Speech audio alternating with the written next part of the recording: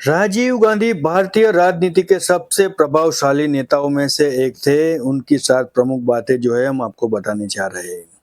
पहली, भारत की सबसे युवा प्रधानमंत्री यानी राजीव गांधी ने 40 साल की उम्र में 1984 में प्रधानमंत्री का पद संभाला, जिससे वे भारत के सबसे युवा प्रधानमंत्री बने। दूसरा, कंप्यूटर और तकनीकी क्रांति के जनक यानी कि राजीव गांधी ने भारत के कंप्यूटरीकरण में और सूचना प्रौद्योगिकी क्रांति की नींव रखी। उन्होंने टेलीकॉम सेक्टर में बड़े बदलाव किए, जिससे भारत डिजिटल युग में प्रवेश कर सका। तीसरा, पंचायती राज और व्यवस्था का सुदृढ़ीकरण।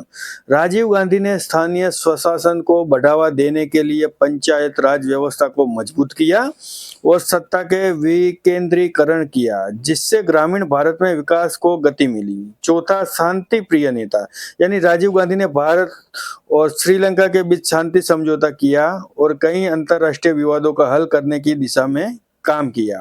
पांचवा, 1984 के सिख दंगे और बोफोर्स घोटाले का विवाद यानी कि 1984 में इंदिरा गांधी का हत्या के बाद हुए सिख विरोधी दंगे और बोफोर्स घोटाले के कारण उनके कार्यकाल पर विवादों का साया रहा, जिससे उनकी छवि को नुकसान भी पहुंचा।